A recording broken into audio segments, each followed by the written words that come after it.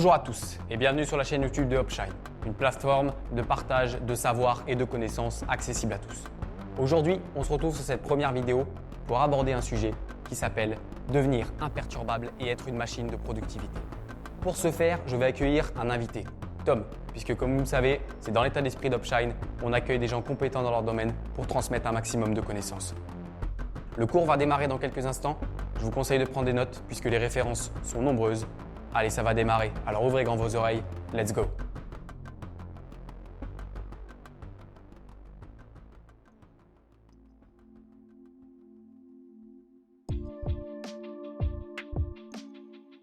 Et allez, on se retrouve pour parler donc de ce cours avec mon invité, Tom. Je te laisse te présenter. Bonjour, moi du coup je suis un jeune homme de 21 ans, passionné de marketing digital et de dépassement de soi. J'ai sorti un petit e-book appelé Instagram 6 qui développe comment réussir sur Instagram et comment fonctionne l'algorithme. Voilà. Ok, alors comme vous pouvez le voir, on a des tablettes, c'est normal puisqu'on fait comme une forme de cours. Donc on a vraiment quelque chose qui nous permet d'avoir un récapitulatif. Mais vous allez voir, ça reste dans un état d'esprit vraiment comme une interview un petit peu, tu vois. On va discuter tous les deux puisqu'on a préparé un cours ensemble. Donc sur le sujet et sur la thématique de devenir imperturbable et être une machine de productivité. Alors pourquoi on a décidé de regrouper ces deux thématiques? Ce qu'il faut comprendre, c'est que ces deux thématiques sont extrêmement liées. Puisque si on veut devenir imperturbable, il faut qu'il y ait un objectif derrière. On ne devient pas imperturbable si on n'a pas un but. Je prends un exemple tout simple, par exemple le fumeur qui veut arrêter de fumer, s'il arrête de fumer, s'il veut arrêter de fumer mais qu'il n'a pas d'objectif concret derrière, il risque facilement de retomber dans l'addiction. Et pareil, si on veut être une machine de productivité et qu'on est constamment perturbé, que ce soit par les réseaux sociaux ou autre chose, forcément, on n'arrivera pas à être productif et donc à atteindre nos objectifs. Donc, ce qui est important de comprendre, c'est vraiment que ces deux thématiques sont extrêmement liées. C'est pour ça qu'on a décidé de les regrouper dans un même cours. Donc, pour faire ce cours, on s'inspire donc d'un livre qui s'appelle Imperturbable de Nir Eyal. Voilà. Donc c'est un livre qui est très intéressant. C'est sur lequel, c'est à partir de ce livre-là qu'on a construit notre cours. Vous allez voir. Et donc vous allez voir dans les premières parties, on va parler de tout ce qui est pourquoi est-ce qu'on est distrait. Ensuite, comment un peu résoudre ce problème de la distraction. Et en fait, dans la dernière partie, vous verrez, on va aborder des points qui vont vous permettre de devenir, entre guillemets, des machines de productivité ou en tout cas de mettre des choses en place vous permettant d'atteindre vos objectifs. Donc on se retrouve pour cette première partie dans laquelle on va parler de pourquoi sommes-nous distraits. Et pour cela, je vais laisser Tom commencer. Alors dans le livre Imperturbable, l'auteur distingue deux types d'actions. Les actions liées à la distraction, donc elles nous éloignent de ce qu'on veut réellement, et les actions liées à l'attraction qui nous rapprochent justement de ce que nous voulons réellement. Et ces actions, elles sont déclenchées, qu'elles soient pour l'attraction ou la distraction, par des déclencheurs, soit internes, soit externes. Donc internes, les déclencheurs viennent de l'intérieur de nous. Par exemple, c'est le ventre qui gargouille quand on a faim. Et les déclencheurs externes, c'est les éléments qui viennent de l'environnement qui nous entoure, qui nous suggèrent de réaliser une action. Par exemple, la sonnerie annonçant un message sur le téléphone. Voilà. Alors, je vais continuer par une citation du livre. Notre défi est le suivant: vivre et réussir dans un monde constitué d'une infinité de tentations, toutes plus distrayantes les unes que les autres.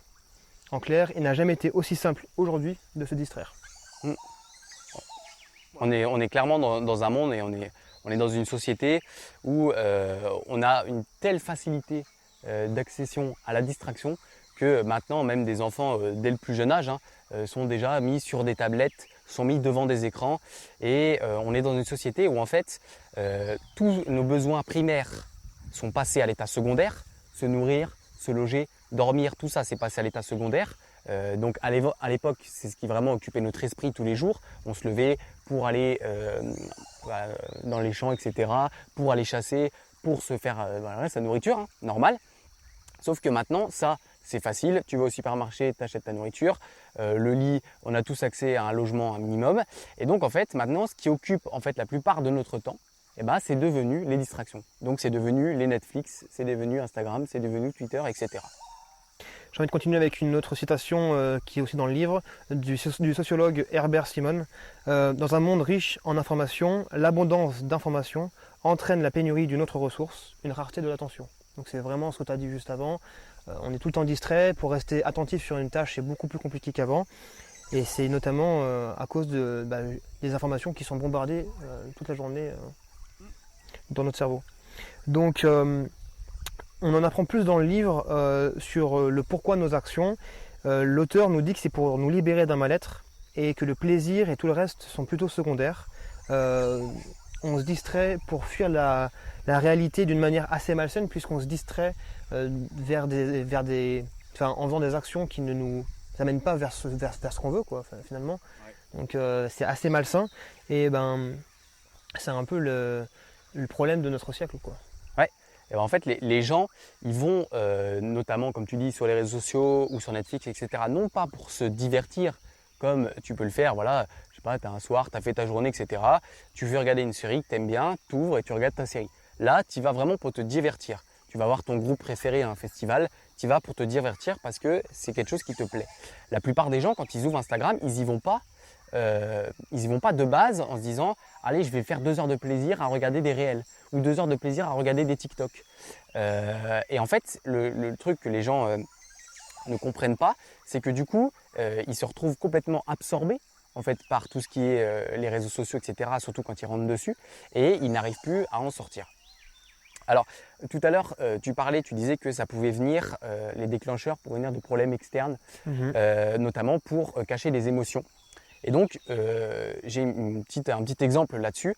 Par exemple, il y a beaucoup de gens, après des séparations, amoureuses notamment, qui pour combler un gros manque affectif, vont se réfugier dans les réseaux sociaux, dans l'alcool, dans la drogue. Pourquoi? Parce que vu que c'est très dur de faire face à des émotions, surtout que souvent c'est des émotions qui sont extrêmement négatives, eh ben, les gens ils préfèrent se diriger vers l'alcool, vers les réseaux sociaux, etc.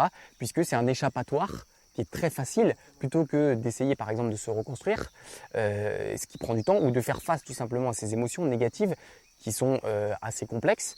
Et les gens préfèrent se divertir avec les réseaux ou boire de l'alcool en grande quantité bien sûr. Voilà.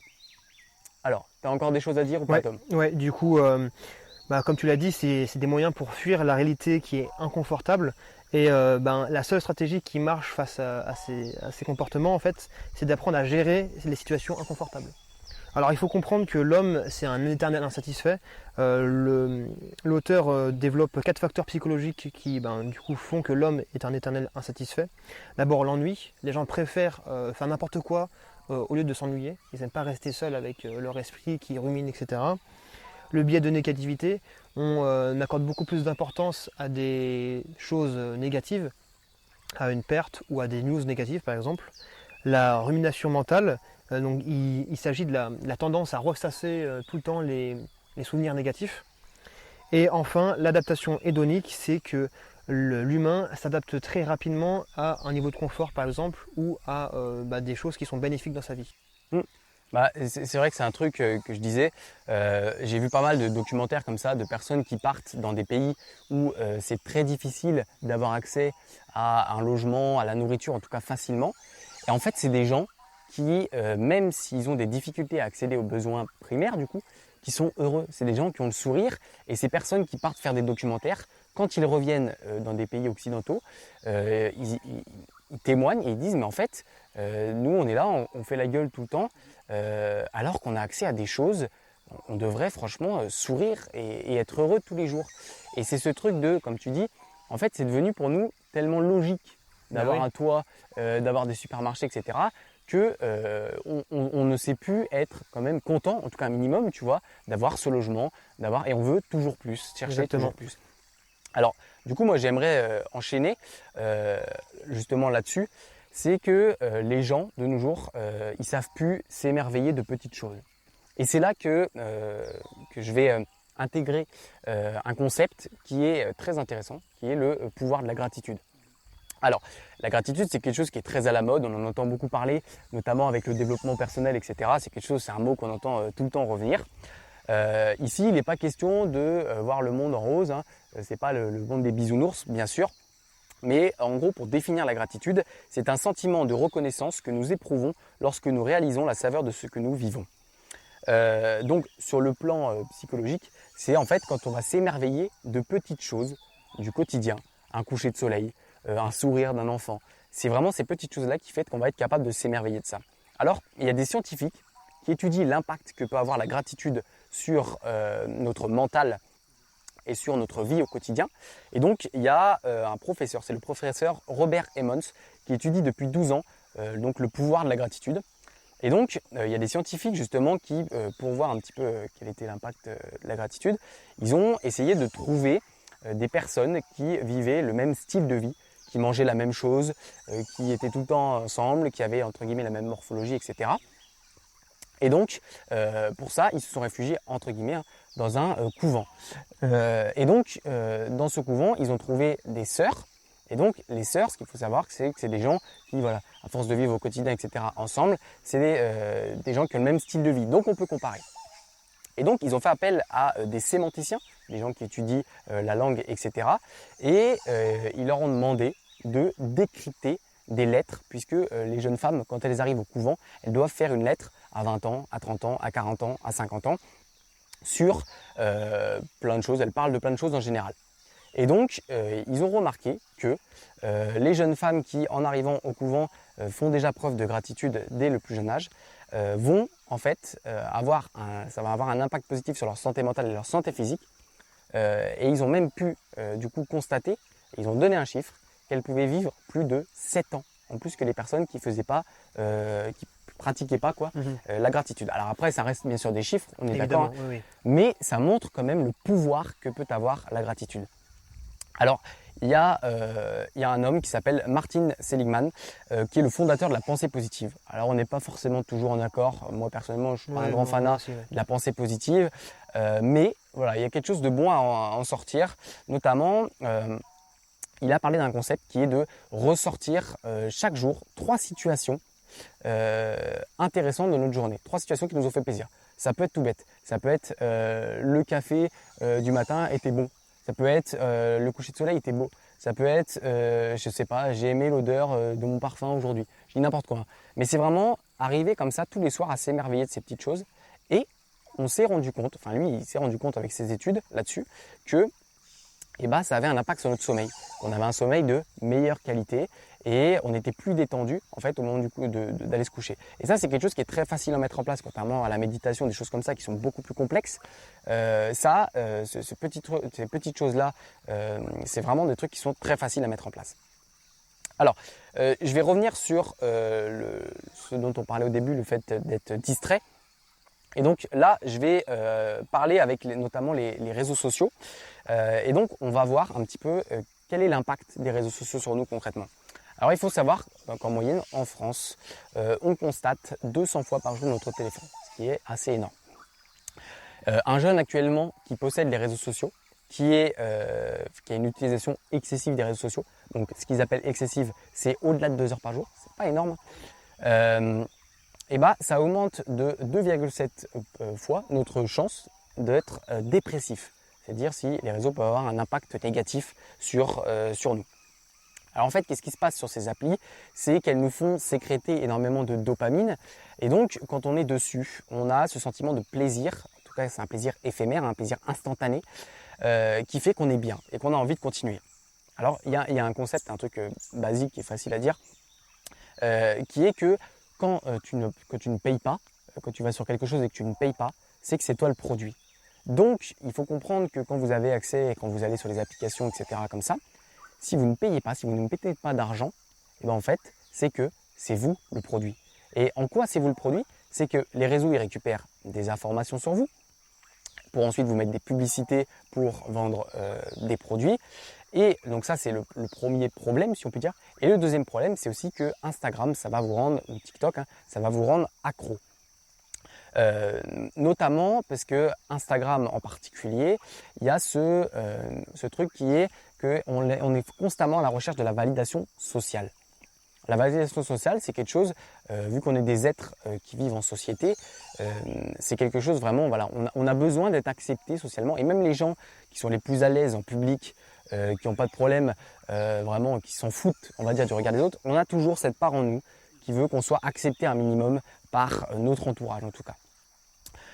Et donc, il faut savoir qu'à l'époque, quand on prenait à la préhistoire, etc., si on était rejeté d'une tribu, si on était rejeté d'un village, on risquait, mais alors 90% de chances de mourir, puisqu'on était seul face à la nature. Et c'était très très compliqué. Et donc, aujourd'hui, on a moins ce souci-là, on a moins ce risque d'être rejeté dans la nature. Du coup, notre cerveau prend Instagram comme l'outil de validation sociale. Et donc, ça va être quoi? Ça va être quand vous allez poster une photo, vous allez surveiller votre nombre de j'aime. Si vous voyez que vous avez eu le lendemain matin, quand vous vous réveillez, que 20 j'aime ou que 50 j'aime, vous allez être déçu. Vous allez vous comparer à vos amis. Pareil, je ne vais pas refaire tout le blabla sur les réseaux sociaux, mais voilà, on va regarder, les gens postent que la plus belle partie d'eux, si je puis dire. Donc forcément, on va avoir tendance inconsciemment à se comparer aux gens, donc à avoir ce sentiment d'infériorité. Encore pire avec les influenceurs, influenceuses. On va se comparer à des gens qui sont entre guillemets exceptionnels, si je puis dire, qui représentent 2% de la population, que ce soit au niveau du physique, au niveau esthétique, au niveau du visage, etc. Et donc on va se sentir un petit peu comme une merde, on va dire, par rapport à ces gens-là, alors que ces gens ne représentent qu'une très faible part de la population. Sauf que quand tu passes 3 heures par jour sur ton téléphone et que 3 heures par jour tu vois ces gens-là, et ben ces gens-là deviennent, on va dire, plus la normale. Alors que si tu vois une fois tous les 3 semaines ce type de personne, tu sais bien que c'est pas la normale. Donc ça, c'est vraiment quelque chose qui est important à comprendre, c'est qu'il faut faire attention avec les réseaux. On n'est pas ici en train de faire l'apologie des réseaux sociaux, hein. C'est pas du tout notre objectif. Moi-même, je travaille sur les réseaux sociaux, c'est mon outil de travail. Donc je ne vais pas vous dire, ce serait débile de vous dire arrêtez d'utiliser Instagram, arrêtez d'utiliser TikTok. Alors mon objectif en fait, notre objectif à nous deux là avec ce cours, c'est de vous dire, vous pouvez utiliser les réseaux, mais utilisez-les de manière voilà, que ça vous apporte des bonnes choses. Tout à l'heure, tu disais notamment, quand on en discutait, que tout dépend de ce que tu as dans ton feed. Exactement, exactement. Bah, tu peux avoir un feed rempli de choses qui justement te distraient ou des choses qui justement t'aident à avancer. Moi par exemple, je suis abonné à un compte qui donne des conseils pour créer un site web plus attrayant, etc. Bah, c'est tout bénef. C'est ce qu'on disait, si tu ouvres ton feed Instagram et que tu n'as que des boules ou tu n'as que des mecs torse nu, voilà. bah forcément dans ton cerveau il va pas se passer la même chose que si tu ouvres Instagram et que tu as voilà, une vidéo de motivation, enfin une vidéo ou des photos dans quelque chose voilà, que tu aimes. Ça peut être le dessin, ça peut être l'écriture, la musique, etc. Mais des choses qui vont t'aider à progresser. Après on ne dit pas, tu es abonné à tes copains, à tes potes, etc. C'est pas un souci. Mais attention à la quantité et comment vous utilisez les réseaux parce que ça peut vraiment devenir un problème. On passe maintenant donc à la deuxième partie avec le soleil qui fait son apparition. Donc ici on va parler de comment résoudre le problème justement lié aux distractions. Puisque juste avant, on vous a étalé un petit peu tous les problèmes et pourquoi on était distrait.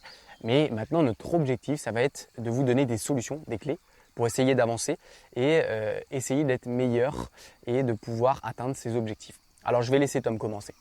Alors, d'abord, il y a le système de pacte avec 3 systèmes différents. Le pacte d'effort qui limite les distractions en rendant les comportements indésirables plus difficiles à réaliser. Par exemple, je ne sais pas si tu connais l'application Flora.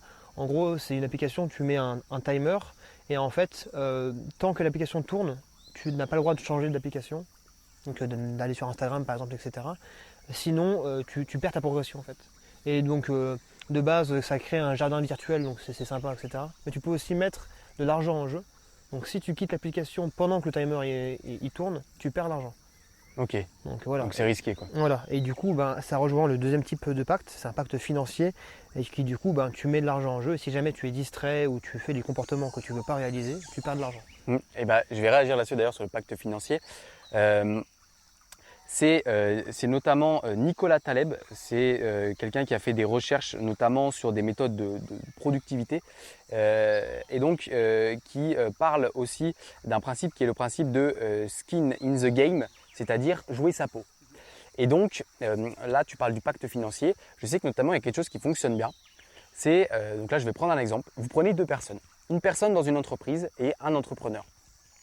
Donc vous les mettez sur le même type de projet et l'entrepreneur, il va investir son propre argent dans le projet.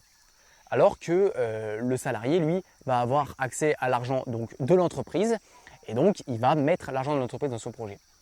Le problème, c'est que l'entrepreneur, il va devoir investir par exemple une grosse somme qui peut, si son projet échoue, le mettre dans de grosses difficultés économiques. Alors que le salarié, lui, en parallèle, il risque rien. Et ben, je peux vous jurer que le taux de réussite du projet, il sera bien plus élevé pour l'entrepreneur, puisque l'entrepreneur, il joue sa peau. En fait, c'est vraiment ce principe de jouer sa peau et ça rejoint ce pacte financier dans le sens où quand vous vous mettez en difficulté et en fait quand il y a ce genre d'instinct de survie qui revient, parce que là quand je prends mon exemple, l'entrepreneur qui se lance, s'il perd tout son argent, il est à la rue le mec. Ah ouais. Donc ça devient compliqué. Le salarié, il n'a pas cette pression-là. C'est le principe notamment avec l'adrénaline par exemple, où on voit des gens qui sont des gens des fois tout minces, qui vont arriver à faire des performances extraordinaires ou à survivre à des conditions mais complètement abominables parce qu'en fait il y a cet instinct de survie qui revient et qui te pousse à performer si je puis dire. Te dépasser, et donc là, c'est c'est pareil avec ce truc du pacte financier et de jouer sa peau. Je te laisse continuer. Du coup, le troisième type de pacte, c'est le pacte d'identité. Donc c'est se définir comme quelqu'un qu'on veut être. Par exemple, si on veut se considérer comme imperturbable, par exemple, du coup vous allez mettre en place plein de types d'actions, créer un planning, mettre en place plein d'actions qui vont faire que vous allez être différent des autres, etc. Donc les gens vont vous poser des questions, vont être intrigués, et du coup on va pouvoir leur expliquer et leur dire du coup moi j'ai lu ce livre, voilà, j'ai vu cette vidéo et tout, ça m'a aidé, et j'ai mis tout ça en place, et du coup maintenant je suis beaucoup moins distrait, je me considère comme imperturbable. Et en faisant ça, en fait, vos actions vont être alignées par rapport à votre identité au final, et du coup vous vous dites, en fait, auprès des autres, je suis quelqu'un d'imperturbable, et donc en fait, je ne vais pas trahir mon identité, qui je suis, pour me distraire sur Instagram, alors que c'est pas ce que je veux vraiment, quoi. C'est ce truc notamment, c'est ce que je disais tout à l'heure, c'est quelque chose qui marche bien avec les gens qui ont un ego un peu surdimensionné aussi. Le fait d'en parler à plein de monde, vous dites à plein de gens, voilà, dans un mois, j'aurai un physique extraordinaire, par exemple. Et notamment, voilà, comme je disais, les gens qui ont un ego, qui ont du mal justement à recevoir les critiques, ils savent très bien que dans un mois, ils n'accepteront pas que les gens leur disent, les taquines, il est où ton physique, etc. Donc ça peut être des choses intéressantes à mettre en place. Vraiment, le fait, même pareil, d'en parler aux gens, de dire je fais telle chose, même si vous n'avez pas commencé à les faire, ça va vous obliger à les faire. Surtout quand les gens, au bout d'un moment, ils vont être intrigués. Tu vois, par exemple, tu dis, j'ai lancé un projet, je sais pas, n'importe quel exemple, hein, ça peut être, je fais des tisanes à base de feuilles de châtaignier ou voilà, n'importe quoi. Et donc, au début, les gens, voilà, ils vont dire, c'est cool, machin. Puis au bout d'un certain temps, ils vont s'intéresser et certains vont s'intéresser, ils vont dire, il y a moyen de goûter. Et là, vous allez vous dire, mais c'est un projet que je veux faire, mais j'ai rien mis en place. Donc, vous vous mettez dos au mur un petit peu. Et donc, c'est vrai que c'est quelque chose qui est intéressant à mettre en place. Moi, je dirais aussi qu'il faut ne pas angoisser sur les résultats. Il y a beaucoup de gens qui angoissent sur les résultats, qui se prennent la tête sur est-ce que je vais y arriver, etc. Moi, je suis partisan de ceux qui disent il faut mettre du temps, des efforts dans des actions qui nous plaisent, dans un process qui nous plaît, comme on dit, trust de process. Voilà. Et en fait, vraiment s'attacher à les actions répétitives, etc., qu'on aime faire et tout, aimer notre lifestyle, notre processus, et pas faire attention aux résultats. Moi, je fais plein de trucs dans ma vie, etc. Peu importe si j'ai des résultats à la fin, je m'en fous parce que j'aime faire ça en fait. Donc tant mieux s'il y a des résultats à la fin, mais je ne suis pas là pour ça. Oui, c'est sûr.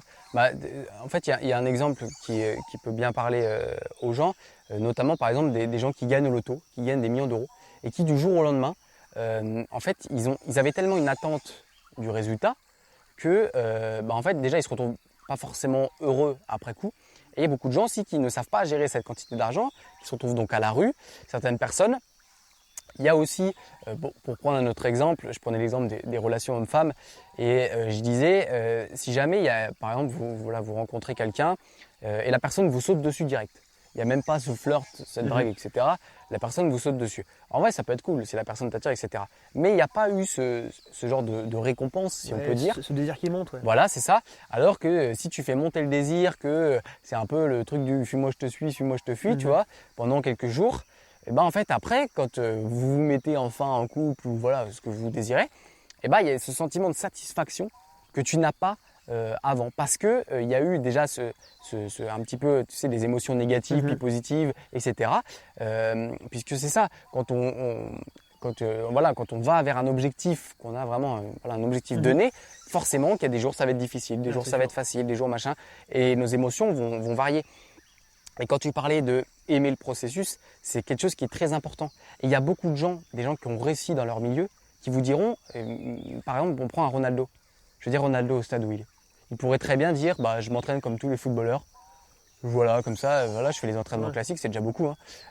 Et voilà. Mais non, c'est un mec, il aime tellement ça. Oui. Il aime tellement travailler son corps au quotidien que c'est quelqu'un, il ne peut pas s'en empêcher. Parce qu'il adore ça. Et tout le travail qu'il a fait pour devenir et atteindre le niveau qu'il a eu, il pourrait dire je m'arrête là. Mais non, il continue parce que c'est devenu, en fait, c'est quelque chose qu'il aime. Et c'est pour ça que c'est très important d'aimer ce que vous faites et pas juste de vous dire je fais ça pour tel objectif. Voilà. C'est je fais ça au quotidien parce que j'apprécie ça et j'espère que ça va me diriger vers et me faire atteindre cet objectif. Exactement. Après, justement, il ne faut pas tomber dans le burn-out, c'est-à-dire qu'il ne faut pas aller trop loin et il faut réussir à trouver un équilibre dans sa vie, donc pas travailler je sais pas, 15 heures par jour et délaisser tout le reste de sa vie, quoi. Sinon, on peut vite tomber dans un burn-out et au final, c'est plus grave que ce qu'on pense, tomber en dépression, etc. Et ouais, donc pour moi, je trouve que c'est vraiment important de trouver un certain équilibre dans sa vie avec différents pôles, tu vas en parler sûrement après, différents pôles où il faut mettre des efforts dans différents domaines de sa vie pour rester quelqu'un d'équilibré, même si on travaille dur, etc. Et on peut avoir des périodes où on travaille très très dur, mais il faut que ce soit sur un temps donné. Calibré, ouais. Voilà, et qu'à la fin on se dit, bon, je prends ça comme repos après ce gros effort sur ce gros projet pour vraiment me reposer. Voilà. Ouais. C'est vrai que c'est un concept, et je crois que tu avais un exemple là-dessus, dans le fait d'organiser son temps. Vas-y, je te laisse donner ton exemple, puis j'enchaîne juste après. Ouais, moi du coup c'est plus sur l'excuse de j'ai pas le temps. Ouais, voilà. En fait, moi j'ai vu le TEDx de Laura Van Kierman, How to Gain Control Over Your Free Time, que je vous conseille. C'est un TEDx de 10 minutes environ. Et en fait, elle montre qu'il faut prioriser vos tâches. Donc il faut d'abord faire les tâches qui sont importantes pour vous, pour votre vie, et reprendre le contrôle de votre temps. Donc en faisant de vos priorités les tâches qui vous sont vraiment importantes, ça fait que vous vous dirigez vers la vie que vous voulez. Donc en intégrant cette mentalité, ouais, on peut dire que l'excuse de j'ai pas le temps est en fait juste une manière plus polie et plus simple de dire c'est pas ma priorité en fait. Ouais.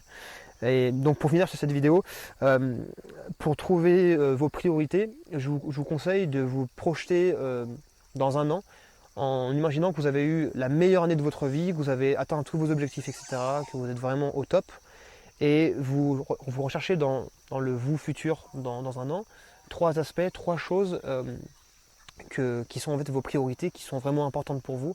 Et ces priorités-là, vous commencez dès aujourd'hui à travailler dessus, à définir des objectifs, des plans de travail, etc. pour travailler dessus. C'est très important. Du coup, je vais rebondir là-dessus, puisque dans le livre, il y a un chapitre, le chapitre 9 notamment, où il parle en fait d'organiser sa vie de telle manière à bien répartir ce qu'il appelle les trois domaines, on va dire, les plus importants dans la vie, c'est-à-dire les relations donc, extérieures, hein, avec votre famille, votre entourage, etc. Vous, donc en fait tout ce qui est lié à vos passions, à votre voilà, le sport, tout ce que vous faites pour vous, et votre carrière. Et donc il dit il faut définir quelles sont vos priorités. Et ça, bien sûr, ça varie en fonction des moments de la vie. Quand on a 30 ans, qu'on s'installe, qu'on veut construire une maison avec sa famille, la majeure partie de notre temps, on va le passer avec notre famille. Maintenant, quand on a 20 ans et qu'on se lance dans un projet, la majeure partie de notre temps, on va le passer dans notre projet.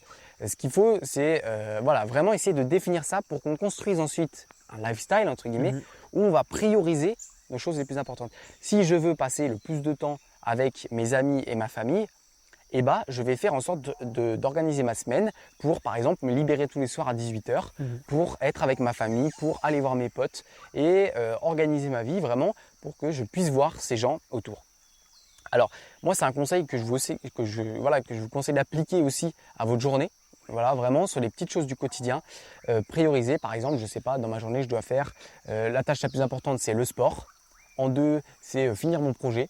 Et en 3, c'est appeler la banque, par exemple. Et bah, vous savez que c'est vos 3 priorités de la journée. Donc vous allez organiser votre journée de telle manière à que vous mettiez peut-être ces choses-là à des moments stratégiques. Le sport, je ne sais pas si vous savez que vous êtes en pleine forme quand vous sortez le soir du travail à 18h, bah, allez-y à 18h. Appelez la banque, vous savez que plus vous reportez dans la journée, moins vous allez le faire, donc faites-le à 9h. Et ensuite, si vous avez d'autres trucs à faire, organisez de telle manière à que que vos priorités, vous soyez presque sûr de les faire dans votre journée. Alors, moi, ce que je vous conseille aussi, c'est avant tout de travailler ces fondamentaux, les 5 fondamentaux. Alors, qu'est-ce que sont les 5 fondamentaux? C'est la nourriture, le sommeil, l'hygiène, le sport et les passions. Pour moi, si on est au point sur ces 5 choses, ça peut que tourner à côté. Quel que soit ce qui se passe dans vos relations, quel que soit ce qui se passe dans votre travail, ça peut que tourner. Alors, pourquoi la nourriture? Parce que je prends souvent l'exemple d'une voiture. Imaginez à 18 ans, on vous donne une Ferrari. On vous dit voilà, vous avez cette Ferrari jusqu'à la fin de votre vie. Vous ne pouvez pas changer de voiture. Et si tu n'as plus de voiture, tu es dans la merde. Parce qu'on vous donne cette voiture alors que tu habites dans la campagne, tu as vraiment besoin de cette voiture tous les jours. Et qu'est-ce qui va se passer avec cette voiture? Bah forcément, tu vas en prendre soin tous les jours. Tu vas l'emmener au garage le plus souvent possible. Tu ne vas pas t'amuser à faire des gros drifts. Tu vas en prendre soin de ta voiture parce que tu veux l'emmener le plus loin possible. Et bien en fait, il faut vraiment fonctionner de la même manière avec votre corps.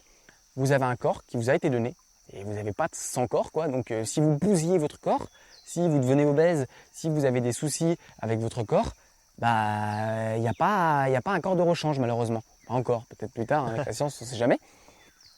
Mais voilà, donc ça c'est vraiment quelque chose qu'il faut comprendre et c'est pour ça qu'à chaque fois que vous mangez quelque chose, alors je dis pas, voilà, moi aussi je mange des pizzas, moi aussi je mange des burgers. C'est essayer vraiment de manger le plus équilibré possible, notamment une diète qui fonctionne bien, c'est la diète qu'on appelle 80-20. 80% du temps, on mange correctement, on va dire, et 20% du temps, on peut se faire plaisir, une glace, un machin, un truc. Ça, c'est une diète qui fonctionne bien parce que du coup, ça nous permet d'éviter ces trucs de 3 mois je mange bien, puis pendant 2 mois je mange n'importe comment, et au moins on peut tenir ça souvent sur toute l'année, et ça c'est plutôt cool, ça permet quand même d'avoir voilà, même si on va aller en soirée, manger un peu des chips, des trucs, il n'y a pas de souci avec la diète. Ensuite, il y a donc le sommeil. Pourquoi le sommeil c'est important? Je ne vais pas revenir là-dessus, mais c'est vraiment quelque chose, enfin c'est fondateur. Je veux dire, on a tous fait l'expérience entre quand on passe une mauvaise nuit ou une nuit courte ou une bonne nuit, bah, le lendemain ça n'a rien à voir. Ça nous donne de l'énergie, ça nous recharge, etc. C'est vraiment quelque chose d'important. Sur le sommeil, juste envie de conseiller une lecture pour les gens qui nous regardent. C'est le livre Why We Sleep de Matthew Walker. Un livre super sur le sommeil qui vous explique justement les impacts réels qu'ils ont sur le sommeil, etc. On voit que en dessous de 6 heures de sommeil, c'est compliqué. Hein. Ouais, bah c'est sûr. Hein. Il y a des gros risques sur la santé. Ouais. Donc ensuite, après la nourriture et le sommeil, on bascule sur l'hygiène. Alors l'hygiène, je vais pas m'étaler là-dessus, mais bien sûr, c'est important d'être propre, c'est important de prendre soin de vous. C'est tout con comme conseil, mais c'est vraiment très important. Parce que voilà, si vous ne prenez pas soin de vous au quotidien, déjà ça ne dégage pas une bonne image de vous, et même vous ne vous renvoyez pas une bonne image. Ensuite, le sport, pareil, je fais des podcasts sur la musculation, je pense que le sport, et même c'est des trucs qu'on entend de partout. Je ne vais pas revenir là-dessus sur les bienfaits du sport, mais faites du sport. Attention, hein, ici c'est pas question de faire de la musculation, quoi. Vraiment, trouvez, si votre kiff c'est d'aller promener votre chien 1 heure par jour à vitesse élevée, mais allez promener votre chien tous les jours, pas de souci. Et enfin, c'est les passions. Pourquoi les passions? Parce que tout à l'heure, je parlais de la méditation notamment. Je sais que c'est quelque chose qui est compliqué à mettre en place. Moi, je connais beaucoup de gens. J'ai fait essayer à des copains, des copines. Et il y a des gens comme ça. Ils sont un peu suractifs, hyperactifs, on va dire. Et donc, ils ont besoin constamment de penser à quelque chose ou d'être distrait. Et donc, le fait de méditer, donc le principe de méditer, c'est assez simple. Hein, c'est de se concentrer en fait sur sa respiration ou d'écouter voilà, quelque chose qui nous fait planer, qui nous fait un peu divaguer et éviter de penser à des choses trop négatives. Et donc, voilà, ce que je conseille, moi, plutôt, c'est vraiment pour ces gens, notamment qui ont des difficultés dans la méditation, c'est les passions. Pourquoi? Parce qu'en fait, les passions, ça permet vraiment d'être dans son monde. Moi, par exemple, je fais de la musique et je sais que quand je commence et j'ouvre mon PC et je commence à écrire, je suis dans mon monde. Je suis plus diverti par autre chose. Et je sais que notamment quand je vais pas bien, je me réfugie dans la musique parce que c'est vraiment, je suis dans mon monde. Et c'est comme les gens qui sont passionnés de dessin, les gens qui sont, si vous avez un sport, si votre passion c'est le foot, et ben, je pense, prenez du recul et essayez de penser à chaque fois que vous faites votre passion à quel point vous êtes concentré et que vous ne pensez pas à l'extérieur. Et ça, c'est vraiment important. Et les passions, ça peut vraiment être quelque chose de fondateur. Je vais finir cette partie en citant quelque chose que j'aime bien, une sorte de citation, enfin un proverbe, qui est « traite-toi comme tu traiterais ton fils ». Pourquoi? Parce que c'est vraiment tout simple comme conseil, c'est même bête, mais tu diras jamais à ton fils quand il a échoué dans quelque chose, ouais, t'es une merde, Ouais. t'es nul, t'as raté. Ouais. Tu diras jamais à ton fils, t'es moche, tu vois ce que je veux dire. Par contre, tu pourras aller dire à ton fils, allez, il faut que tu ailles doucher. Par contre, c'est important de bien manger. Donc, traite-toi comme tu traiterais ton fils et fais en sorte de devenir, on va dire, voilà, de tolérant avec toi et aussi de t'imposer des règles parce que c'est très important.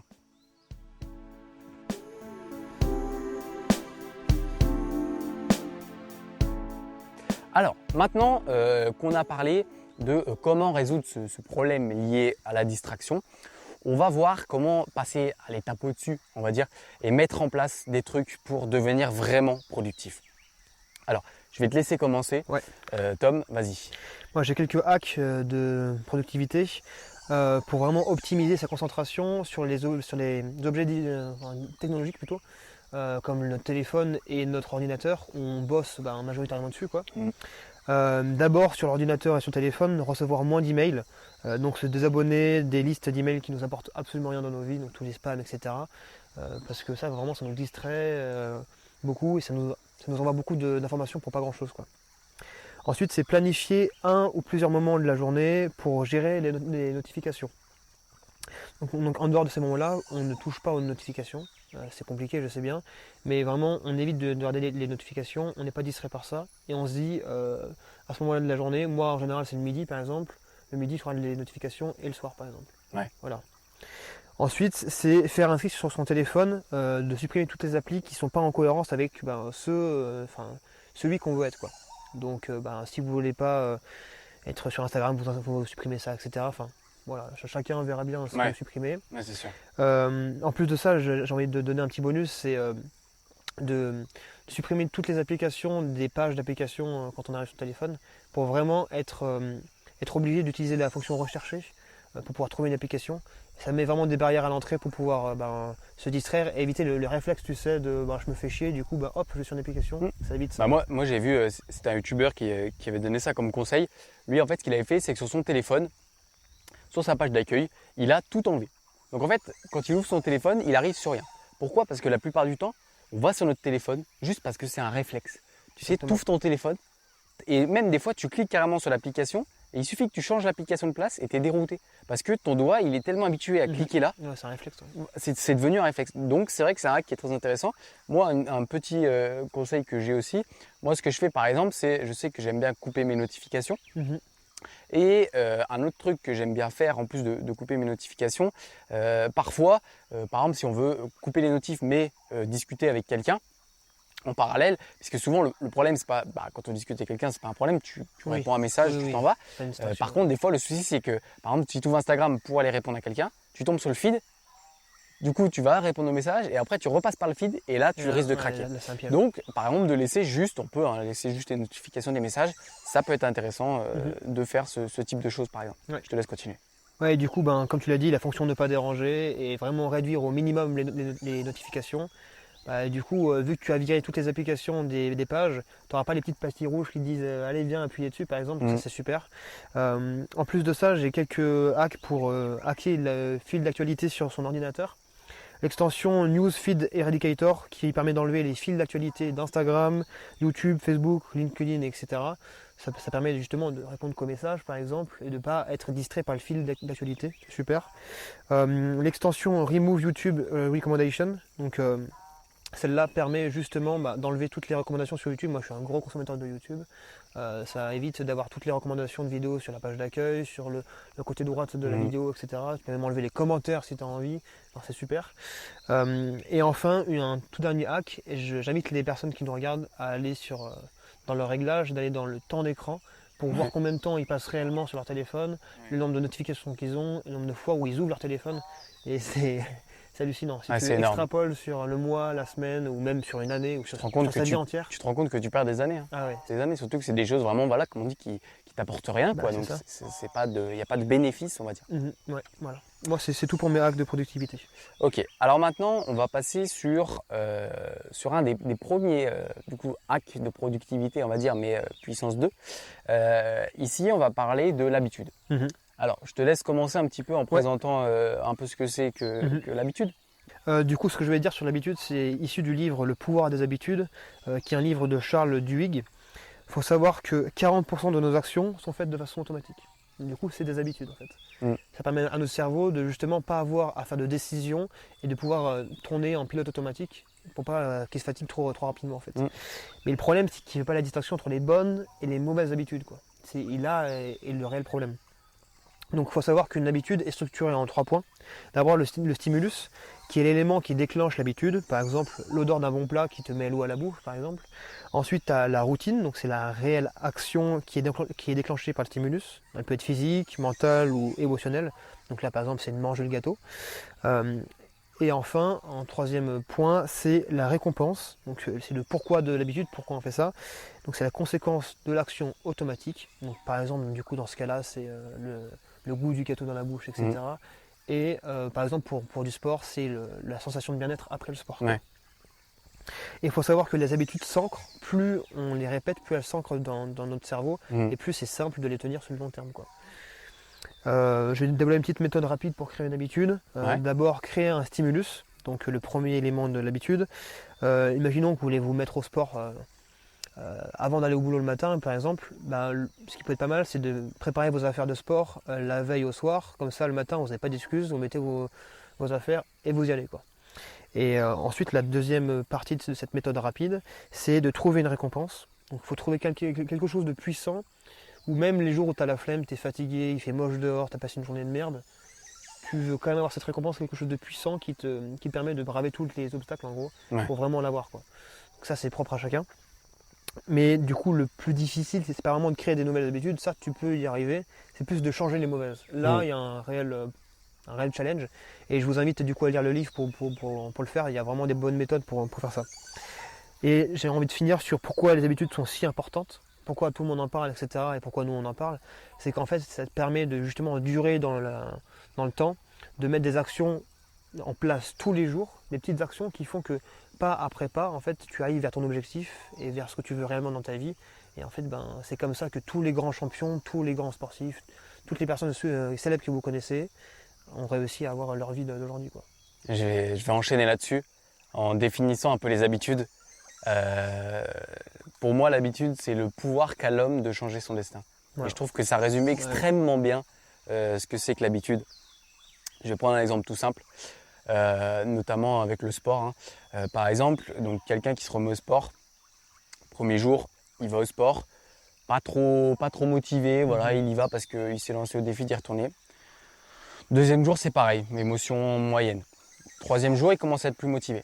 Et au bout de 2, 3, 4 semaines, le sport est devenu tellement, c'est devenu une habitude. Et en fait, ce qui se passe, c'est qu'après, il a même envie d'aller au sport. Il n'y a même plus cette contrainte. C'est que l'envie, elle va naître de l'habitude. Et en fait, la personne, elle sera complètement, elle sera dans le délire de tous les jours, je vais au sport et j'ai besoin de ma dose de sport quotidienne. Alors, ce qu'il faut savoir, c'est que nous, l'être humain, nous sommes des êtres d'habitude. Les bonnes habitudes nous portent et elles font ce que nous sommes. Alors, ce qui est compliqué souvent au début, c'est d'arriver à passer outre un petit peu cette flemme de nous lancer dans une action. Parce que souvent, le plus dur, c'est le passage à l'action. C'est pas l'action en elle-même qui est compliquée. C'est de se lever de son canapé, de faire ses affaires pour aller au sport. C'est ça qui est dur. C'est pas une fois qu'on est dans la salle. Parce qu'une fois qu'on est dans la salle, souvent, on est lancé. Et donc, c'est vraiment ce côté projection de l'effort. Parce qu'il faut savoir que notre cerveau, ça c'est l'instinct de survie, il va toujours nous pousser à faire des choses qui ont un impact soit positif, soit quelque chose qui sécrète de la dopamine en fait directement et qui va nous procurer du plaisir instantanément. Le cerveau, lui, ne sait pas que cette séance de sport-là, elle va te procurer du plaisir et elle va te faire avoir un meilleur physique dans 1 an. Tu vois, et ton cerveau, ça, il ne peut pas l'anticiper. Donc lui, il dit, non, reste devant Netflix, reste devant ton téléphone, reste chez toi, ne va pas faire ta séance de sport. Voilà. Alors, du coup, en parallèle, en sous-thématique, on va dire, des habitudes, il y a un concept que j'aime bien, c'est la ritualisation. Et là, tu parlais du sport tout à l'heure. Je vais citer un exemple qui, je pense, parle à tout le monde. Un tennisman très très connu, Rafael Nadal. Et je pense que tout le monde a déjà vu ces petites mimiques. Voilà, je repasse les cheveux derrière les oreilles, etc. Et ce qu'il faut savoir, c'est que c'est quelqu'un qui a besoin de ça. À chaque début de point, il a besoin pour se mettre, pour se concentrer, il a besoin de ce rituel-là. Et donc, qu'est-ce qu'on peut en tirer de ça? C'est que vous devez voir chacune de vos journées comme un point de tennis. Donc, commencez chacune de vos journées par un rituel qui vous lance de la meilleure des manières. Si Nadal, il ne fait pas son rituel au début du point, il n'est pas concentré, il n'est pas dans son truc. Et bien c'est pareil pour vous. Trouvez-vous un rituel le matin. Ici, il n'est pas question de dire je vais faire le rituel de l'influenceur ou machin. Vraiment, en fonction de vos objectifs, chacun a des objectifs différents et donc chacun définit des habitudes différentes. On est bien d'accord. Mais donc, essayez de vraiment trouver un rituel qui peut être très court, hein, ça peut être juste 2-3 choses à faire le matin, mais qui vous lance de manière parfaite. Et un rituel qui termine aussi, le top c'est d'avoir un rituel du soir, qui termine votre journée de manière à encadrer, en fait, puisque ce qui va avoir à l'intérieur de vos journées, normalement ça va varier en fonction des jours, mais au moins vous avez ces rituels qui vous lancent.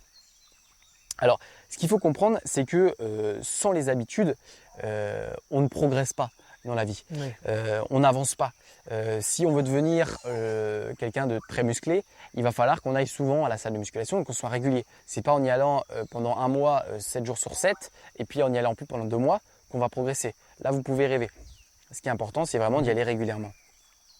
Le mythe un peu, notamment dans tout ce qui est les métiers de l'art, la musique, l'écriture, etc. On a un peu ce mythe du coup de génie. Les gens ils pensent que c'est le coup de génie, c'est il s'est bien dessiné. Ouais, mais vous vous rendez pas compte du travail qu'il y a derrière. Il n'y a pas longtemps, je lisais une biographie de Camus. Et donc dans sa biographie, justement, il nous expliquait que Camus, des fois, il se retrouvait pendant plusieurs jours devant des pages blanches ou alors à écrire des trucs que le lendemain, quand il les réalisait, il rayait ou il arrachait la page parce que ça lui plaisait pas. Et de temps en temps, il arrivait à avoir une bonne inspi à écrire quelque chose. Mais il passait des heures et des heures. Je vais prendre un exemple qui parle encore plus à tout le monde, le rap. Voilà. Souvent, on est fasciné par des mecs comme Alpha One, comme Damso, des gens comme ça qui vraiment ont une aisance en fait quand ils rappent. Mais vous vous rendez pas compte du travail qu'il y a derrière. C'est des gens qui depuis tout jeune rappent. C'est des gens qui passent leur vie, qui sont obsédés par le rap. J'avais vu Eminem dans une interview qui disait que tout petit, il avait appris le dictionnaire par cœur. Et tous les soirs, il allait demander à sa mère de faire réciter des pages du dictionnaire. C'est vous dire à quel point on ne se rend pas compte et souvent on voit que le résultat justement, on ne voit pas le processus. Et on se dit, qu'est-ce qu'il rappe bien? Mais il n'est pas né en savant, il n'est pas né, même s'il y a des gens qui bien sûr naissent avec un avantage par rapport à d'autres. Le talent qu'il a actuellement, c'est des années et des années de travail, c'est des échecs, etc. Donc ça, c'est vraiment important à prendre en compte. Alors, comment mettre en place une bonne habitude? Je vais commencer par un petit proverbe. Il dépend de vous d'agir sur ce qui dépend de vous. Hein, c'est tout bête, mais c'est logique. Alors, déjà, pour moi, il faut éliminer tout ce qui est bonne résolution. Tout ça, on arrête. On n'attend pas le 1er janvier pour changer. On n'attend pas lundi prochain pour changer. On change ce soir, demain matin, tout ce que vous voulez, mais on change dès qu'on peut. Oui, mais mon abonnement à la salle, il commence lundi prochain. Non, pas d'excuse. Tu t'entraînes chez toi jusqu'à lundi. Je veux dire, il y a un moment, le temps, c'est une ressource qui est très précieuse pour l'être humain. Donc, on ne va pas se mettre à gâcher 5 jours, entre guillemets, puisqu'on n'a pas encore notre abonnement à la salle. Ce qu'il faut savoir, c'est que, comme disait Tom tout à l'heure, l'habitude, plus on la pratique, plus ça devient plus quelque chose de quotidien. Et on devient presque un robot.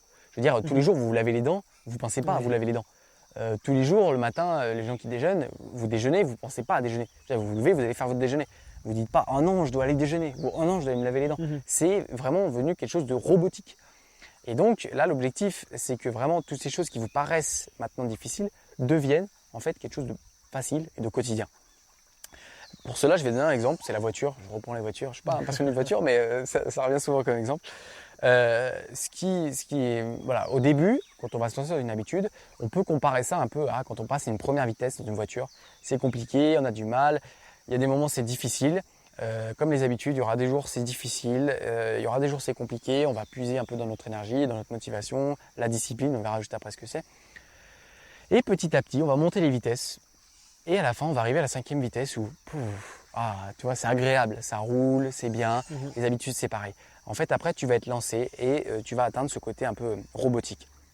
Le seul truc qui peut nous empêcher en fait de vraiment être régulier dans son habitude, c'est l'envie de s'adonner à quelque chose qui demande un effort beaucoup moins conséquent, Oui. notamment aller sur les réseaux, etc. Et il y a une citation du précepteur, c'est un youtubeur qui parle de pas mal de concepts philosophiques. Et donc dans une de ses vidéos, il dit « Nul n'est plus esclave que celui qui obéit à la tyrannie de ses désirs ». Et ça, je trouve, c'est vraiment beau et ça résume vraiment bien à quel point, en fait, oui, tu es esclave de ton téléphone quand tu passes 3 heures par jour dessus. Oui, tu es esclave des réseaux sociaux quand tu passes 4 heures par jour. Même si tu as l'impression que c'est toi qui fais la démarche d'aller dessus, tu es esclave parce qu'ils arrivent à puiser ton attention et ton temps et à t'empêcher de faire toutes les autres choses que tu aimerais faire. Et je vais finir sur les habitudes en expliquant quelque chose qui est important. C'est qu'en plus, ce qui va se passer, ce que j'expliquais tout à l'heure avec le sport, c'est qu'au début, quelque chose qui est une habitude va ensuite se transformer, parfois, en une envie. En fait, l'envie va naître de l'habitude. Et vous allez vraiment avoir envie de faire ces choses. Moi, par exemple, de base, j'ai commencé tout ce qui était musculation, je n'étais pas forcément un fanat. Et petit à petit, à force de la faire, maintenant, j'ai besoin de ça. Et par exemple, des fois, quand j'en parle avec mes parents et que je dis j'ai pas assez de temps pour faire telle chose, ils me disent ouais, mais fais moins de sport. Mais je leur dis non, je peux pas. C'est comme si j'arrêtais de manger. Je me sentirais pas bien. C'est comme alors, on peut considérer ça comme une addiction, mais je considère pas ça comme une addiction parce que j'en suis pas dépendant. Mais j'en ai besoin. J'ai besoin de ma dose de sport journalière. Donc c'est vraiment important de comprendre que ce qui peut vous paraître là tout de suite, maintenant, à un instant donné, comme quelque chose de compliqué, quelque chose de dur à mettre en place, peut vous paraître dans 6 mois, et oui, ça peut paraître complètement fou, mais ça peut vous donner envie de faire cette chose dans 6 mois. C'est-à-dire que là où maintenant vous n'avez pas envie de la faire, dans 6 mois, vous aurez envie de la faire. Vous attendrez la fin de votre journée pour aller vous entraîner. Voilà, c'est vraiment quelque chose qui est important à comprendre. Donc après avoir parlé de tout ce qui est justement lié aux habitudes, on va maintenant voir un principe qui est le principe de l'autodiscipline. Alors, je vais donner 2 définitions à l'autodiscipline. Première, être capable d'effectuer une tâche nécessaire dans une situation où notre motivation n'est pas le moteur de notre action. Et la deuxième, c'est être capable de passer outre des facteurs de peur, de flemme, de fatigue pour réaliser une tâche qui aura un impact positif ou nécessaire à l'avenir. Je sais que cette séance de sport, là, elle n'a pas forcément un impact direct sur moi, à part la sécrétion de dopamine après la séance de sport, etc. Mais elle ne peut pas avoir un impact concret. Par contre, je sais que le fait d'avoir fait cette séance, ça va avoir un impact dans 1 an, dans 6 mois, etc. Alors, ce qu'il faut comprendre avec l'autodiscipline, c'est la difficulté de faire sans avoir envie de faire. C'est là qu'intervient la discipline. Parce que quand vous avez envie d'aller au sport, vous n'avez pas besoin de vous discipliner. Il n'y a pas, je veux dire, quand tu as envie, tu as envie. Mais ce qui est compliqué, souvent, c'est au début. C'est arriver à mettre en place quelque chose pour être capable d'aller justement au sport alors que tu n'as pas du tout envie. Alors, justement, je vais vous donner des techniques de discipline, même s'il en existe plein, il y en a plein sur des forums, sur YouTube, etc. Mais je vais vous en donner quelques-unes dont on entend un petit peu moins parler sur YouTube, etc. Alors, la première technique, c'est la récompense. C'est ce que tu disais tout à l'heure quand on parlait là au tout début. C'est de fonctionner un petit peu, alors ça va faire un petit peu comme les maîtres chiens. En gros, par exemple chez les militaires notamment, quand ils élèvent les chiens, il y a ce système de récompense. Quand le chien va faire une bonne chose, on va le récompenser d'une croquette. Alors là, ici, il n'est pas question de vous récompenser d'une croquette, vous faites une bonne chose, mais il est question vraiment ici de trouver une récompense. Par exemple, je donne souvent cet exemple. Le soir, vous avez une soirée avec vos potes, barbecue, piscine, vraiment le top du top, et vous devez y aller pour 18h30. Et jusqu'à 18h, vous allez vous dire, aujourd'hui, je dois faire du sport, je dois faire mes cours, je dois tout faire. Et vous allez essayer de vous tenir pour que votre récompense soit la soirée. En vous disant, ma récompense, ce sera ça, ce sera ce soir. Et en plus, vous allez aller à votre soirée en étant content parce que vous avez réussi votre journée. Et pendant la journée, vous avez cette récompense de vous dire, vivement la soirée. Un autre exemple, là c'est un autre tips, c'est éviter les distractions avant de faire une action. C'est-à-dire avant d'aller au sport, quand vous rentrez chez vous, évitez de vous mettre sur votre téléphone. Sinon c'est très très dur de se sortir de cette situation. Ensuite, trouver un but plus grand que souvent ce qu'on trouve comme but, on va dire. Par exemple, je prends l'exemple simple qui parle à tout le monde, vous avez un DM ou un contrôle à réviser pour le lendemain. et vous savez que là, vous êtes dans la merde. Si vous ne révisez pas, voilà, vous risquez d'avoir un 5 sur 20. Ou si vous ne faites pas votre DM, vous risquez d'avoir un 0. Si vous êtes assis dans votre canapé, sous votre couverture, devant une bonne série Netflix, votre cerveau, il va peser le pour et le contre. Il va te dire, entre avoir un 0, un 5 sur 20 demain, ou là, je suis bien, il va choisir le je suis bien. La balance positive, elle sera plutôt de ce côté-là. Alors que si inversement, ce 0, vous le transformez en quelque chose de méga négatif, par exemple, putain, mais si j'ai 0, je vais ruiner ma moyenne, sachant que la semaine dernière, j'ai passé des heures pour avoir un 15 sur 20, que là, si je ruine ma moyenne, ça se trouve, ça va ruiner mon trimestre, ça se trouve, ça va ruiner mon année. Alors là, tout de suite, le cerveau, il commence à paniquer. Ouais. Il y a ce côté instinct de survie qui revient et qui se dit, mais en fait, il faut que je me bouge, il faut que j'aille réviser là, il faut que je me dépêche. Et donc, essayez de trouver comme ça des moteurs, des choses qui font que vous n'avez pas le choix en fait. Du coup, en lien un peu avec ça, il y a le fait notamment de s'inspirer de gens voilà, en qui on a de l'émerveillement ou des gens qui nous ressemblent un petit peu et qui on aimerait devenir, puisque ça peut être très intéressant dans le sens où on se dit ah bah tiens là je suis sur mon canapé, lui voilà je suis fan de cette personne, de ce qu'il fait, etc. Est-ce que lui il ferait ça? Non, lui il ferait pas ça. Bon bah allez je dois me bouger. Je crois que tu avais un petit exemple là-dessus notamment. Bah, tu connais le film Fight Club par exemple. Voilà, Un grand classique. Tyler Durden qui est en fait la version augmentée, idéale du narrateur. Et en fait, il faut se mettre un peu dans cette position-là où on se dit bah, si jamais j'étais la meilleure version de moi-même, qu'est-ce que je ferais dans cette situation? Est-ce que je me lèverais de mon canapé ou est-ce que je resterais ici et je prendrais 2 heures à regarder une série Netflix par exemple? Bah, c'est ce que tu disais notamment parce que des fois, en fait, le fait de se comparer aux gens, pour certaines personnes, c'est compliqué parce qu'on va avoir tendance à se dégrader et il y a beaucoup de gens aussi qui, quand on n'a pas confiance en soi notamment, à se dire mais en fait je suis une pauvre merde, je suis là, je fais ça. Donc là l'avantage de se projeter dans un personnage, c'est que tu peux pas, il n'y a pas cet effet de comparaison. C'est vraiment se dire mon meilleur moi, qu'est-ce qu'il ferait? Ou alors même on peut se comparer à une période de sa vie où on a été excellent. Exactement. Moi je sais que c'est ce que je fais des fois. Je me dis oh, tu te souviens ce mois-ci, tu as été méga productif. Rappelle-toi comment tu étais à ce mois-ci. Et ben vas-y, refais comme ça. Et ça, c'est quelque chose qui peut être vraiment, vraiment pas mal. Donc ensuite, là je pense qu'on a fait le tour un petit peu des petits conseils. Alors après, moi, je vais finir sur cette partie de l'autodiscipline en disant qu'il faut quand même accepter le doute. C'est-à-dire que si parfois, il y a une journée, vous n'avez pas réussi à aller au sport, vous n'avez pas réussi à faire telle chose ou telle chose, c'est pas grave. Et il ne faut pas pour autant tout abandonner. Pas parce que juste il y a une petite journée, ça a foiré. Tant pis. Et le lendemain, on ira s'entraîner. C'est pas j'ai raté ma séance du lundi, je recommencerai la semaine prochaine. Non, non. C'est j'ai raté ma séance du lundi, c'est pas grave, demain je vais m'entraîner, je vais continuer mon cycle. Tant pis. J'ai raté cette séance, c'est pas grave, je passe à autre chose. Accepter les moments, et on est des humains, on n'est pas des robots. Évidemment. Et même les personnes, les stars, même les influenceurs, forcément il y a des jours où c'est compliqué. Ils ne vous le montreront pas parce que c'est pas leur objectif, mais il y a des jours où c'est compliqué. Alors maintenant, on va finir sur cette partie de productivité. Ça peut paraître bizarre de finir par ça, mais je pense que c'est la partie la plus importante. Et ça fait justement bien le lien avec ce que je viens de dire sur accepter les moments compliqués. C'est accepter l'échec. Alors c'est Mike Horn qui disait ça. On découvre la vraie capacité d'une personne à vouloir réussir par la vitesse à laquelle on se remet sur pied une fois que l'on est tombé. Et clairement, c'est ça. C'est ça qu'il faut comprendre. Avoir un échec, tout le monde va avoir des échecs dans sa vie. Le problème et le souci, c'est pas d'avoir un échec, c'est d'être capable de s'en relever. Quel que soit l'échec d'ailleurs. Après, bien sûr, en fonction de la taille de l'échec, on va mettre plus ou moins du temps à s'en relever. Alors, du coup, j'ai 10 conseils, on va dire, à mettre en place. Alors déjà, le premier, c'est accepter l'échec. Voilà, c'est pas grave, c'est pas la fin de votre vie. Tant que tu es encore vivant, pas de souci. Voilà, ta meuf t'a quitté, ton projet a foiré, c'est pas grave. Tu es encore en vie, tu vas pouvoir recommencer. Ok, c'est dur. Faire face à ces émotions, éviter ce qu'on a dit tout à l'heure, ne sombrez pas dans l'alcool, éviter de passer 4 heures sur les réseaux. Voilà. Ou alors, vous pouvez vous faire du style 3 jours, voilà, par exemple, vraiment vous n'êtes pas bien, 3 jours, vous partez avec votre pote ou je sais pas, vous faites 3 jours vraiment où vous passez à autre chose, vous essayez de penser à autre chose en vous distrayant un petit peu et après vous recommencez et vous repartez sur de bonnes bases. Voilà, par exemple. Mais vraiment, essayez d'accepter l'échec, c'est pas grave. Et faites face à vos émotions, essayez pas de paraître heureux ou je ne sais quoi. Si vous êtes dans une période où vous avez beaucoup d'émotions négatives, c'est pas grave, acceptez-les.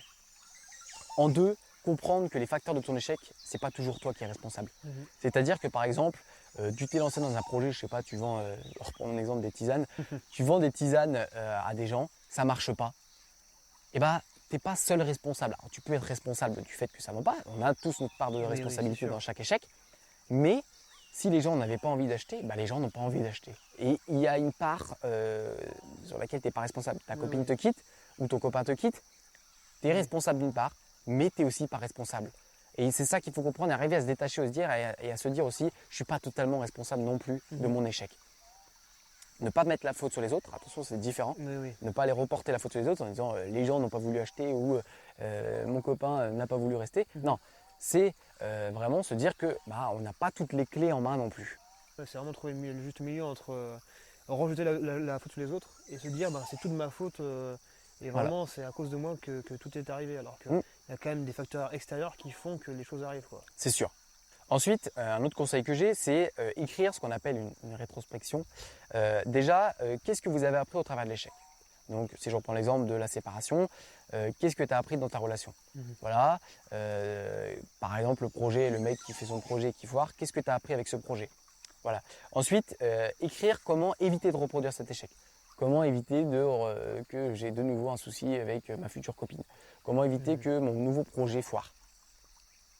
Écrire des choses positives sur ce qui s'est passé, c'est important aussi. Souvent, on retient que le négatif des échecs. Et je reprends l'exemple de l'entrepreneur là, qui se lance dans la tisane. Bah, qu'est-ce qu'il peut retenir comme chose positive? Ouais. Bah, déjà, il s'est lancé en tant qu'auto-entrepreneur, c'est pas facile. Il a fait les démarches, la plupart des gens ne le feront pas. Il a contacté des gens, enfin il a mis en place quelque chose et ça va lui servir. Si un jour il relance un projet, il sera au point et il sera affûté là-dessus. Et enfin, prendre le temps. Prendre le temps parce que c'est vraiment important de comprendre que on ne se relève pas non plus d'un échec. Alors ça dépend de la taille de l'échec, mais comme ça du jour au lendemain, en un claquement de doigts. Ça prend du temps et il faut prendre le temps. Ensuite, il faut prendre conscience que quand vous avez risqué, quand vous avez fait quelque chose, déjà vous avez pris, vous avez pris la peine de faire cette chose. Un succès dépend la plupart du temps de plusieurs échecs. C'est-à-dire qu'on atteint rarement, et les personnes que vous connaissez ont rarement atteint ce niveau-là, que ce soit un artiste ou un footballeur, ils ne sont pas nés comme ça. Comme je reprenais l'exemple des rappeurs tout à l'heure, il y a eu des échecs, il y a eu des flops, il y a eu des trucs compliqués. Et à la fin, on s'est relevé plusieurs fois, on s'est battu et on arrive au plus haut. Donc c'est vraiment ça qui est important de comprendre. Il ne faut pas se laisser abattre par des petites choses. Ensuite, soyez fiers d'avoir essayé. Voilà, ça va en lien avec ce que je viens de dire, mais c'est tout bête. Soyez fiers d'avoir tenté. Et soyez contents de vous d'avoir fait. Et ne voyez pas que le négatif non plus dans l'échec. Ensuite, inspirez-vous des gens qui ont échoué. C'est bête à dire, mais c'est Bismarck qui disait ça. C'est les imbéciles apprennent de leur expérience et les gens intelligents apprennent de l'expérience des autres. Ah bah oui. C'est clairement ça. Inspirez-vous de gens qui ont échoué. Beaucoup de gens, des gens très connus maintenant, des gens qui ont lancé des entreprises, qui sont maintenant multimillionnaires, voire même multimilliardaires d'ailleurs, ont eu des échecs, se sont fait têche de petits trucs, de choses comme ça. Et ils ont su rebondir en fait, et ils ont su atteindre un super niveau. Donc inspirez-vous de ces gens-là, apprenez de l'expérience, regardez les gens, comment ils ont échoué, etc. pour éviter de reproduire les mêmes erreurs. Pour faire ça, moi je pense que c'est intéressant de regarder les interviews des gens qui ont réussi, etc. Leurs livres sont souvent très intéressants aussi. C'est vraiment des bonnes sources déjà d'inspiration et ça te permet de relativiser sur tes échecs et te dire bon ok, lui aussi a échoué beaucoup de fois, etc. Ça peut dire que c'est fini et que je vais rien faire de ma vie quoi. À partir du moment en fait, moi c'est ce que je dis, à partir du moment où tu sors vivant, c'est con, Ah oui, mais vivant oui, et en oui. mode santé, bah tu peux recommencer, tu peux repartir. Et ça c'est la clé. Et franchement, c'est quelque chose qu'il faut toujours avoir en tête. Et ensuite, je vais terminer cette partie sur l'échec en disant que ayez confiance en vous. Et là, c'est pas la confiance en vous de je me trouve beau, machin, là on n'est pas dans du développement personnel.